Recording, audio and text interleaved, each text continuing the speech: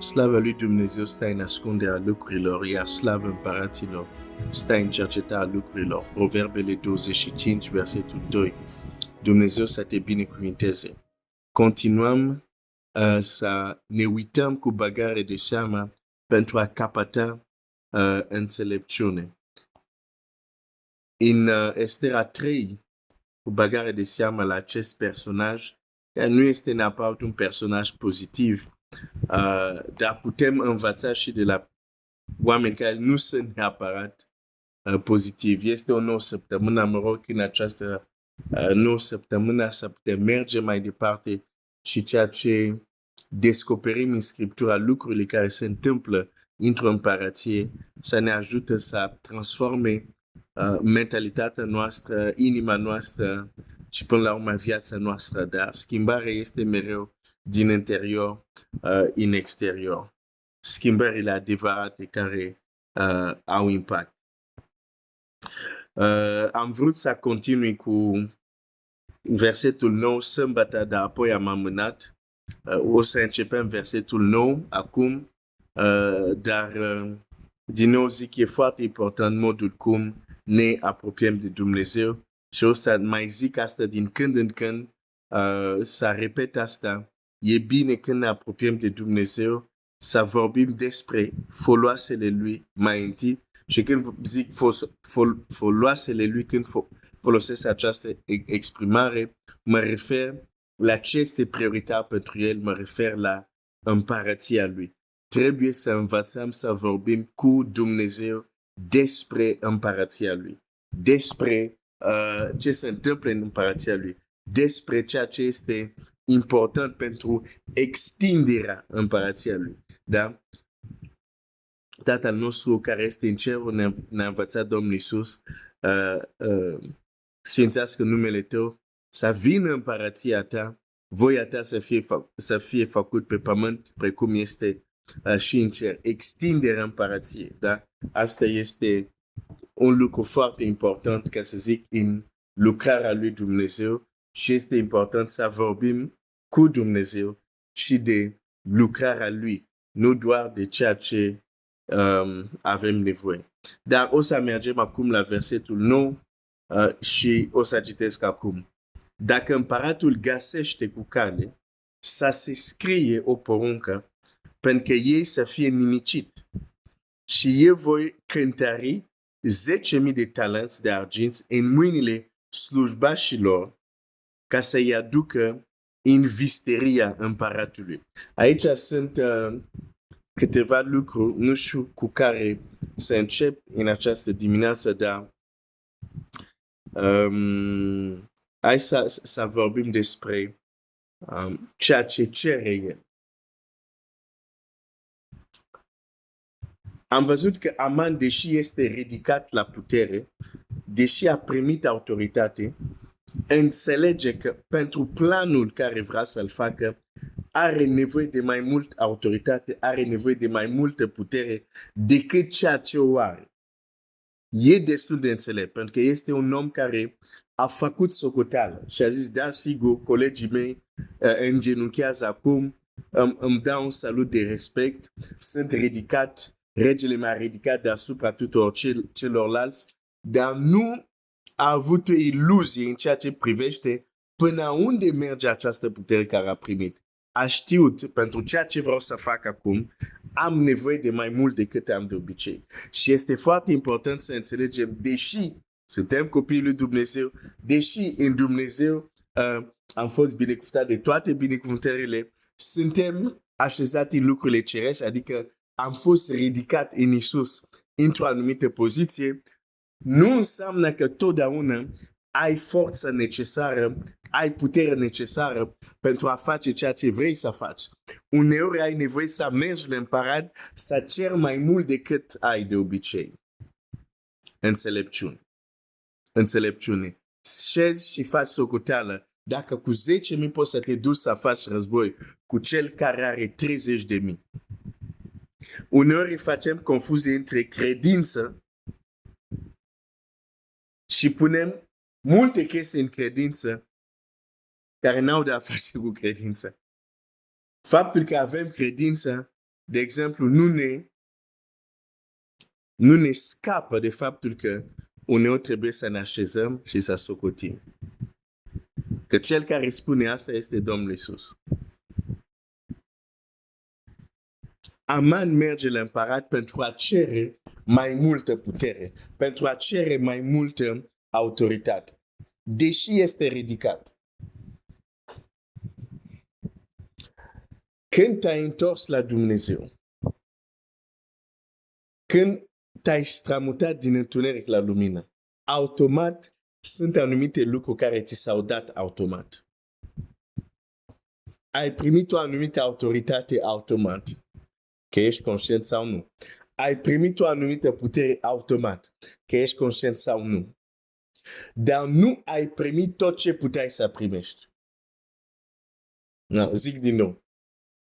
Nu ai primit toată puterea care puteai să primești, nu ai primit toată autoritatea care puteai să primești. Pentru că nu funcționează așa lucrurile. Există o autoritate, o măsură inițială care o primești. De exemplu, te-ai întors la Dumnezeu, ai primit o măsură de putere, ai primit viața din Dumnezeu. Și totuși apoi Scriptura zice, întăriți-vă în puterea Domnului. Pe de ce să mă mai întăresc? Pentru că deși ai primit viața, deși ai fost întărit, nu ești încă la stadiul, să zic, ultimul stadiu de putere sau ultimul stadiu de autoritate. Nu. Ești la o măsură. Mereu se începe cu o măsură. Și acum îți revine responsabilitatea că măsura ta să meargă înainte. Și atunci Scriptura zice, întăriți-vă în puterea Domnului. Sunt texte care spun că Dumnezeu întărește, sunt texte care spun întărește-te tu. Ai primit o măsură, dar care nu este tot ce poți să ai. Poți să ai mai mult, dar e ceva care trebuie să faci ca să te întărești. Deci uneori, când vrei să întreprinzi ceva ambițios, ceva nou, e bine să știi că mai poți să te întărești, mai poți să te pregătești, mai poți să primești mai multă înțelepciune, mai poți să primești mai multă putere. Pentru că până la urmă, singurul care primește Duhul fără măsură este Domnul Iisus. Asta înseamnă că tot celălalt primim cu măsură, dar nu scrie nicăieri că această măsură este finală. Pentru că putem crește. Când Biblia zice fiți plini de Duh, verbul care este folosit acolo este în continuare să fiți plini de Duh. Deci asta înseamnă că măsura inițială, dacă era de ajuns, nu se mai zicea fi în continuare. Pentru că noi primim cu măsură, înseamnă că mai e loc de mai mult. Hai să citești textul ăsta, ca să nu zici că inventez. Hai să citești Ioan 3 cu 34.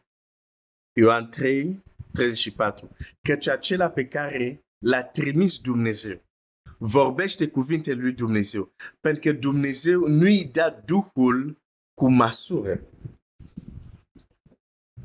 Nu îi dă Duhul cu măsură. De aceea, când Duhul a coborât peste Domnul Iisus, nu a coborât sub forma unei limbi de foc. A coborât sub forma unui porumbel. Când a coborât în ziua Ierusalim, a coborât sub forma niște limbi de foc. Erau măsuri. La ucenici erau măsuri. Singurul care primește fără măsuri este Domnul Iisus. Toți ceilalți am primit cu măsură. Și îmi place această imagine de flacără de foc. Ai primit când primești o flacără de foc. Poate să se stingă, nu? Biblia zice nu stingeți Duhul. Sau Pavel zice la Timotei, înflacărează darul care l-ai în tine. Poți să faci ca o flacără să devină mai mare. Duhul vine sub forma de limbi de foc. Aveți grijă de ceea ce primit. Nu-l stingeți. mai degrabă înflacărați. E important să știi că ceea ce ai din partea lui Dumnezeu este cu o măsură. Dar măsura respectivă, dacă, de exemplu, măsura respectivă nu este finală, adică e inițială, dar nu finală. Încep cu măsura respectivă, dar nu înseamnă că termin cu măsura respectivă. În pilda talenților, fiecare a primit o măsură de talent. Dar ce au primit a fost ceea ce li s-a dat inițial. Dar când se întorc stăpânul, nu s-a așteptat să le găsească cu ce au primit. Nu, s-a așteptat să le găsească cu ceva mai mult. Când te-ai întors la Dumnezeu, ai primit o măsură de credință. Când trec ani, Domnul se așteaptă să găsească mai mult credință. Te-ai întors la Dumnezeu, ai primit o măsură de putere. Când trec ani, Domnul se așteaptă să mergem la o altă măsură. Deci măsuri inițiale, dar nu finale. Sunt măsuri pentru a începe. Dar apoi mai departe există acest principiu, trebuie să creștem. Și Aman a înțeles asta. Avea cea mai mare măsură de autoritate comparat cu colegii lui. Dar ceea ce voia să facă, înțeles că trebuie mai multă putere, mai multă autoritate. Și se duce la împărat. Și cere la împărat lucrul următor. Zice să se scrie. Vreau să fie scris. Mă întorc acolo. În Estera 3. Eram în Ioan 3, ne întoarcem în Estera 3. Zice așa. Dacă împăratul găsește cu cale să se scrie o poruncă că ei să fie nimicit. Să se scrie. Când Aman s-a dus la împărat și vroia mai multe putere din partea împăratului, știa exact sub ce formă să aibă sau să primească această putere. S-a dus și a cerut să fie scris. Vroia mai multă putere, dar știa și sub ce formă această mai multă putere de care are nevoie trebuie să vină. Zice să se scrie. Uneori poate te-ai dus la Domnul în rugăciune. Și m-am dus și am zis, Doamne, dă mai multă putere. Doamne, dă mai mult, nu știu, credință. Dar oare știm exact sub ce formă? Sau ce înseamnă mai multă putere? Cum se va manifesta ea? Cum vom ști că am primit-o?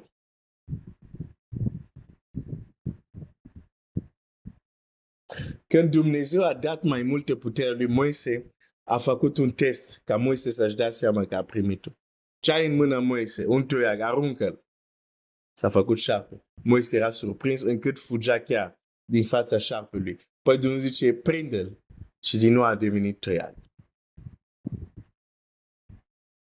A fost forma în care Dumnezeu i-a arătat ce i-a dat.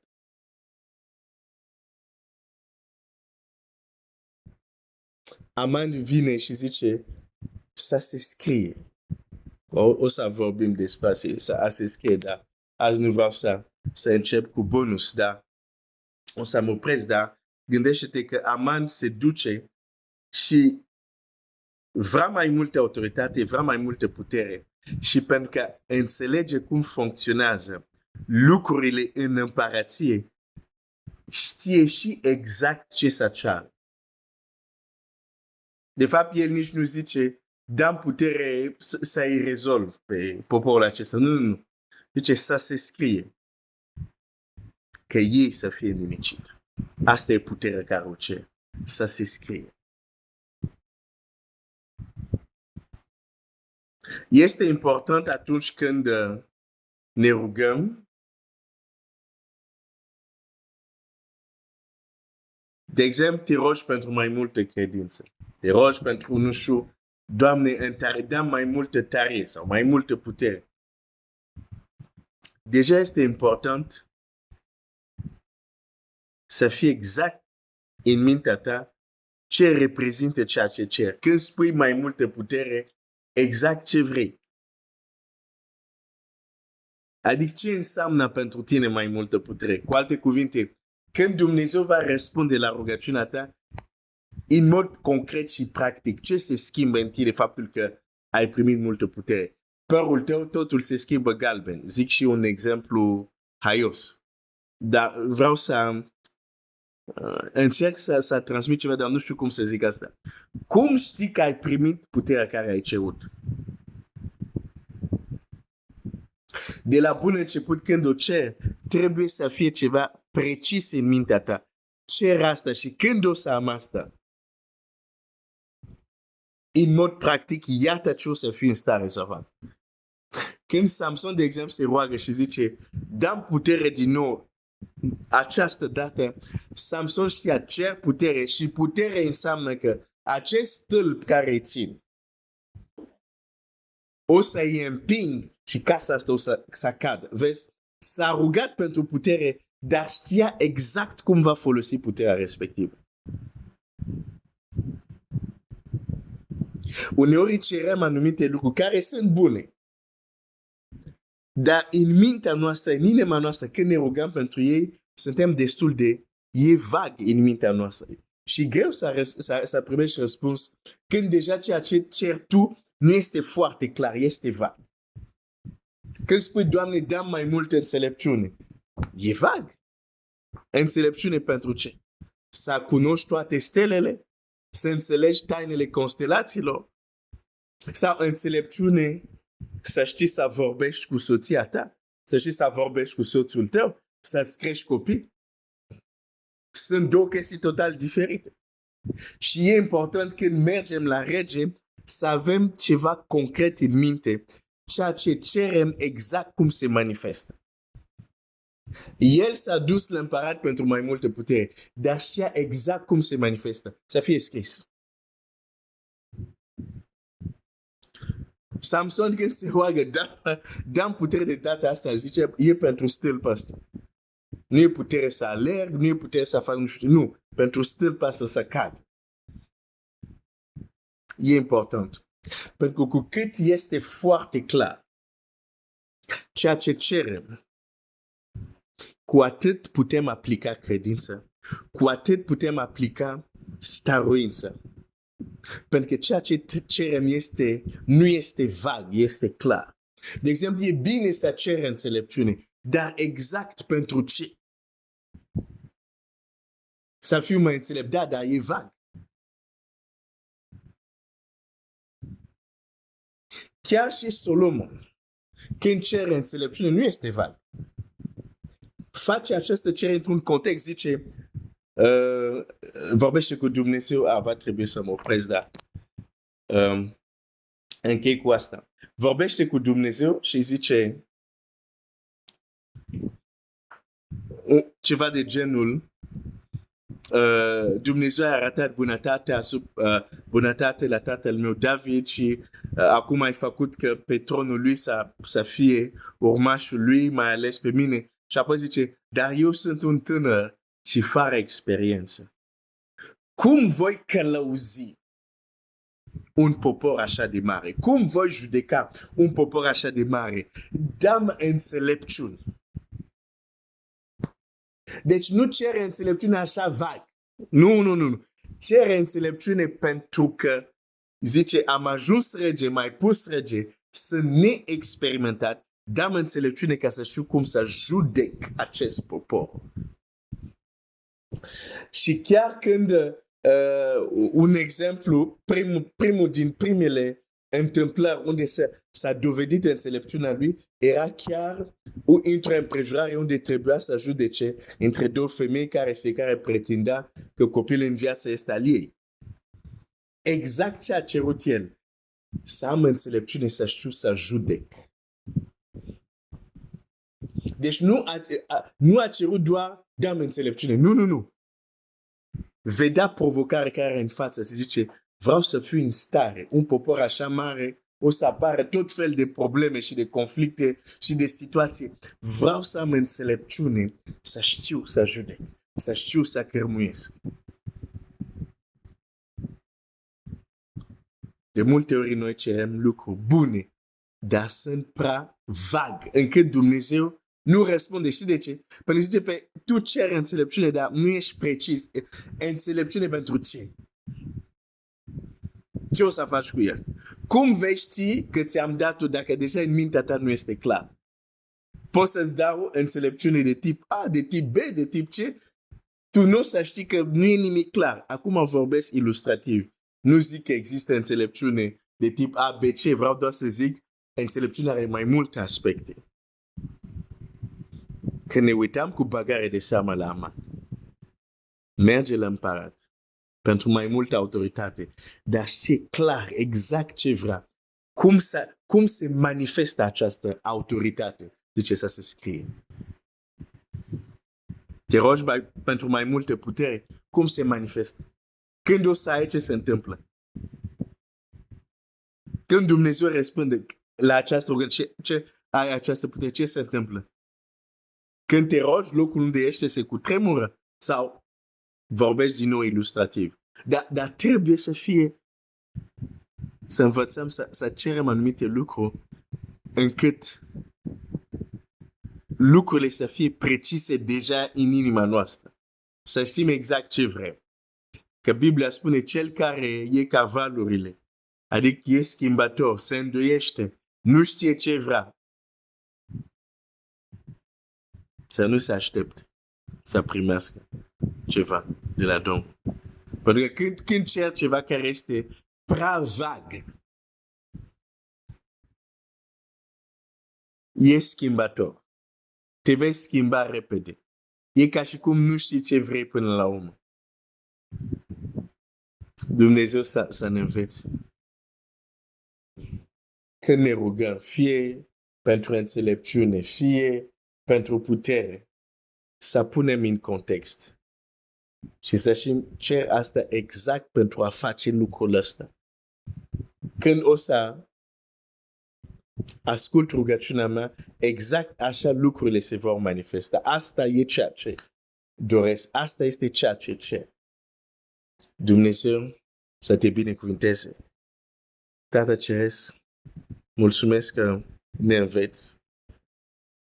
Ucenicii au zis la Domnul Iisus, Doamne, învață-ne să ne rugăm. Mulțumesc că ne înveți că nu trebuie doar să cerem lucrurile foarte vag. Nici noi nu știm despre. Dacă ai răspunde, nici nu ne-am dat seama că ai răspuns, că sunt așa vag, că intre cam de toate în ceea ce cerem. Învață-ne să știm să cerem precis, să știm ce dorim și cum se manifestă când tu asculti rugăciunile noastre, să fie lucruri clare în mintea noastră. Ajută-ne. Amin.